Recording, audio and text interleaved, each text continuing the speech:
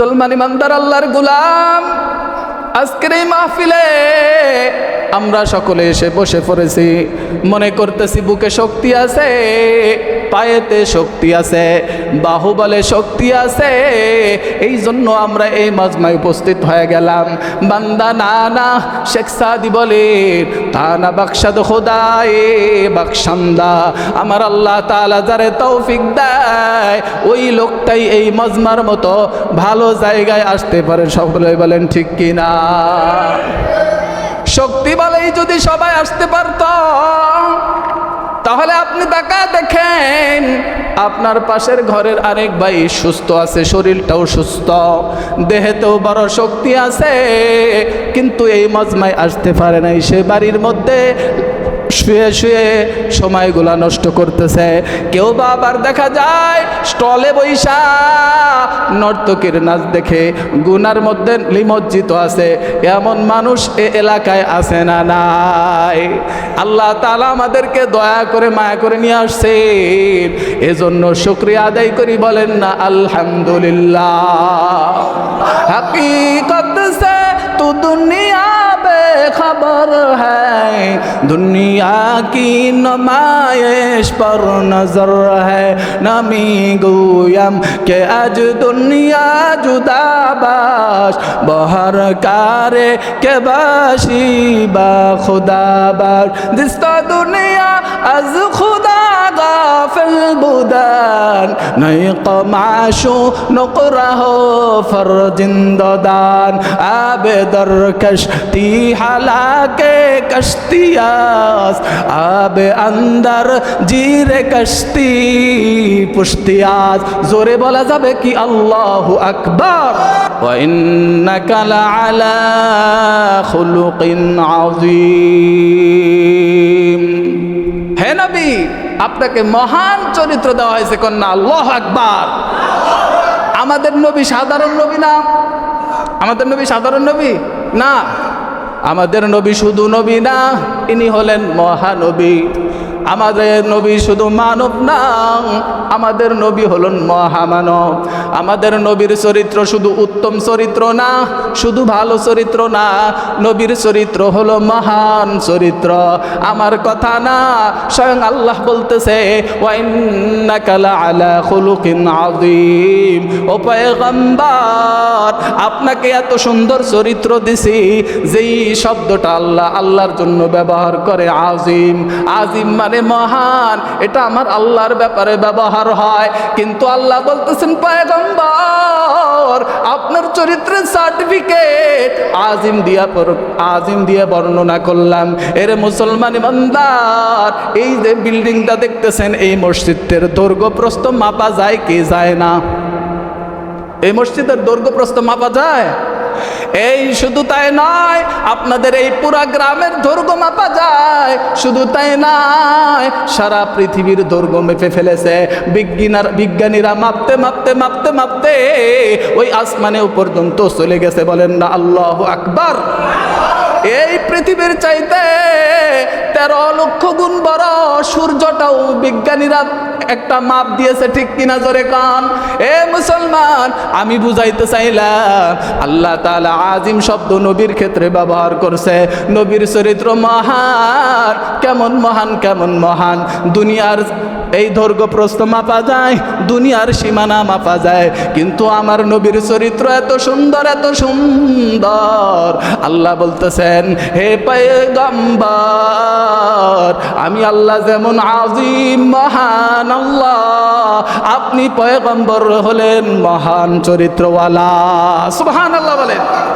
এ মুসলমান ইমানদার, মুফাসসিরিনে কেরাম বলতেছে দুনিয়ার সব কিছু মাপা যায়, দৈর্ঘ্য প্রস্থ মাপা যায়, কিন্তু আপনি নবী এমন মহান চরিত্রওয়ালা, আপনি নবীর চরিত্র দুনিয়ার কেউ কিয়ামত পর্যন্ত আপনার চরিত্র যদি বর্ণনাই করতে থাকি, আমি মুফতি জহুরুল ইসলাম আল হাদি যদি বারবার নবীর চরিত্রের বর্ণনা দিতে থাকি, কিয়ামত সংগঠিত হয়ে যাবে, কিন্তু আমাদের নবী বিশ্ব নবী, মহানবী, সরকারে দো আলম নবী, সকলেই বলেন হযরত মুহাম্মদ সাল্লাল্লাহু আলাইহি ওয়াসাল্লামের চরিত্র মেপে কোনো দিন বর্ণনা করে শেষ করা সম্ভব না। আল্লাহু আকবার বলেন। এ মুসলমান ইমানদার আল্লাহর গোলাম, এত সুন্দর নবী পাইছি, এত সুন্দর চরিত্রওয়ালা নবী আর দুনিয়াতে আসবে না। নবীকে আল্লাহ গ্যারান্টি দেয় আপনার চরিত্র সবচাইতে ভালো চরিত্র, শুধু ভালো নয় মহান চরিত্র। কন্যা আল্লাহু আকবার। এই চরিত্র সম্পর্কে, নবীর চরিত্র সম্পর্কে এক সাহাবী উম্মুল মুমিনিন আয়েশা রাদিয়াল্লাহু তাআলা আনহার কাছে চলে গেছে, গিয়া বলতেছেন, উম্মুল মুমিনিন আয়েশা রাদিয়াল্লাহু তাআলা আনহা, আম্মা জান, আমাদের নবীর চরিত্রটা কেমন ছিল? এই সাহাবীর নাম হলো সাদ ইবনে হিশাম ইবনে আমর। সাহাবীর নাম কি বলেন? সাদ ইবনে হিশাম ইবনে আমর রাদিয়াল্লাহু তাআলা আনহু আম্মা জান আয়েশার কাছে চলে গিয়ে বলতেছে, ও আম্মা জান, পয়গম্বরের চরিত্রটা কেমন ছিল? পয়গম্বরের চরিত্রের মাধুর্য কত সুন্দর ছিল একটু জানতে চাই। আম্মা জান আয়েশা বলেন, ফাইন্না খুলুকান নবিয়্য সাল্লাল্লাহু আলাইহি ওয়াসাল্লাম কানাল কুরআন। আল্লাহু আকবার বলেন। আম্মা জান আয়েশা বলেন, নবীর চরিত্র হলো পুরা কোরআন শরীফ। কোন সুবহানাল্লাহ। নবীর চরিত্র কি? পুরা কোরআন শরীফে হলো নবীর চরিত্র। তুমি কি কোরআন পড়ো নাই? মুসলিম শরীফের মধ্যে আসছে, আম্মা জান আয়েশা বলতেছেন, এই প্রশ্ন যখন সাদ ইবনে হিশাম ইবনে আমর রাদিয়াল্লাহু তাআলা আনহু করছেন, এই প্রশ্ন পাওয়ার পরে আম্মা জান আয়েশা রেগে গেছেন। রেগে গিয়া বলতেছেন, তুমি কি কোরআন শরীফ পড়ো নাই? কোরআনের সূরা মুমিনুন পড়ে দেখো নাই? আল্লাহু আকবার বলেন। তুমি কি কোরআন পড়ো নাই? এ মুসলমান ইমানদার, মাঝখানে একটা কথা বইলা যাই। এই তো কিছুদিন আগে একটা নিউজ আপনারা সকলে ফেসবুকে ভাইরাল হয়েছে, ইউটিউবে ভাইরাল হয়েছে। আমাদের মুসলমানদের প্রাণের স্পন্দন, মুসলমানদের প্রধান ধর্মগ্রন্থ আল কোরআন, নাম কি? এই কোরআন শরীফকে একজন নাস্তিকের বাচ্চা একতলা থেকে পা দিয়ে লাথি মেরে নিচতলায় ফেলাইয়া দিচ্ছে। আপনারা সবাই জানেন ওই কোরআন শুধু লাথি দিয়ে ফালাইছে এমনটাই নয়, এমন অবমাননা করছে, নিজের পা দিয়া কোরআনকে কপাল পরা লাথি মারছে, পারাইছে, ফেসবুকে আবার নিজের ভিডিও নিজে করছে। খবর আপনারা জানেন কি জানেন না? এ মুসলমান ইমানদার, একজন মুসলমান জীবিত থাকার পর আল্লাহর কোরআনের উপর অবমাননা হয়, এমন যদি মুসলমানিত্ব আমরা অর্জন করি, তাহলে এই ঈমান নিয়ে আমরা জান্নাত কখনোই পাবো? সবচাইতে দুঃখের বিষয়, আমরা বাংলাদেশ মুসলমানের দেশ, ওলি আল্লাহর দেশ, ঠিক কিনা? এই ওলি আল্লাহর দেশে, এই দেশের মধ্যে দাঁড়াইয়া আমাদের আল্লাহ তাআলার কোরআনকে অবমাননা করে। আমরা মুনাফিক মার্কা বৈশা রইছি, কোনো প্রতিবাদও নাই, ভিতরে কোনো ব্যথাও নেই। এই ইমানদার মুসলমান বাইসা থাকলে, মুসলমানের শরীরে এক ফোঁটা রক্ত থাকতে কোরআনের অবমাননা করবে, এটা মুসলমান কখনো মেনে নিতে পারে না, ঠিক কিনা? জোরে কন। কোরআনের জন্য যদি জীবন দিতে হয়, নবীজির জন্য যদি জীবন দিতে হয়, তো নবীজির এই কোরআনের জন্য যদি আমরা জীবন দেই, তাহলে আমরা পরিপূর্ণ মুমিনের কাতারে নাম যাবে।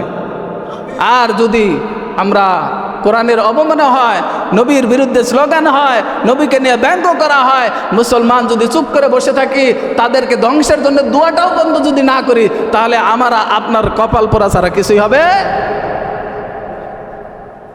হবে না। তো কোরআন, তো বলতেছিলাম কোরআন, আমাদের নবীজির চরিত্র কি? খুলুকান নবী সাল্লাল্লাহু আলাইহি ওয়াসাল্লাম। আম্মা জান আয়েশা রাদিয়াল্লাহু তাআলা আনহা বলতেছেন, পুরা কোরআন শরীফটাই নবীর চরিত্র। কন্না সুবহানাল্লাহ। আম্মা জান আয়েশা রাদিয়াল্লাহু তাআলা আনহা, মুসলিম শরীফের হাদিসের মধ্যে এসেছে, আম্মা জান আয়েশা বলতেছেন, আম্মা জান আয়েশা রাদিয়াল্লাহু তাআলা আনহা বলতেছে, সাহাবী, তুমি কি কোরআনের সূরা মুমিনুন পড়ো নাই? কি সূরা মুমিনুন তুমি পড়ো নাই? তুমি কি পড়ছো? এই কথা বইলাই আবার নিজেই আম্মাজান আয়েশাই সূরা মুমিনের প্রথম আয়াতগুলা তেলাওয়াত শুরু করতেছেন। قد أفلح المؤمنون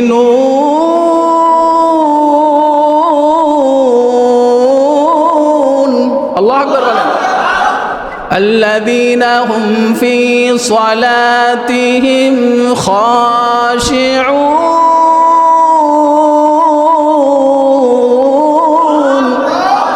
والذين هم عن اللغو معرضون والذين هم للزكاة فاعلون والذين هم لفروجهم حافظون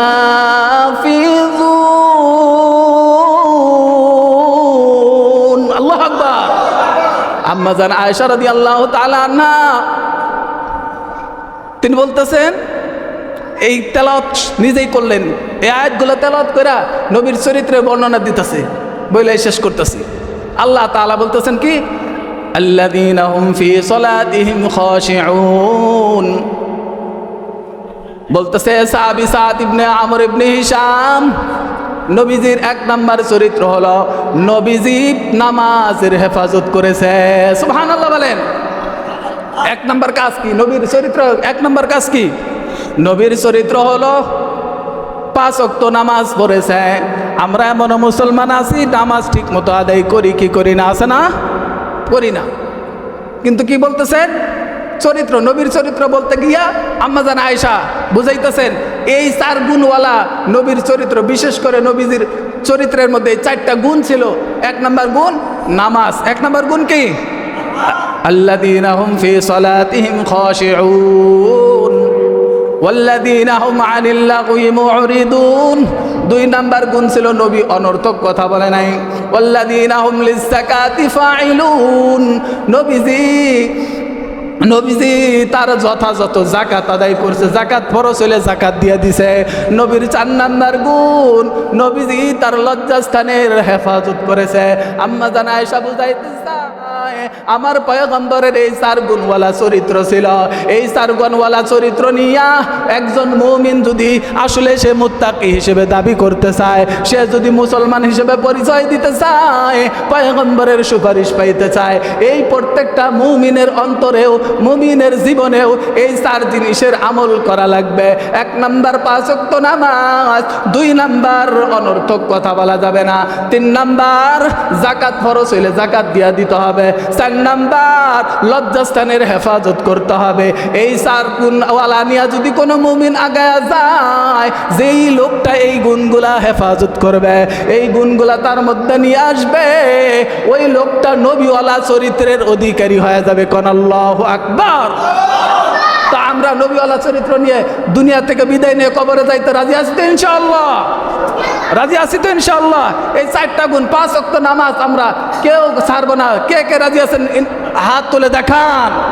5 ওয়াক্ত নামাজ পড়বে। আল্লাহ আপনি তাকে দেখেন, আপনি দেখতেছেন।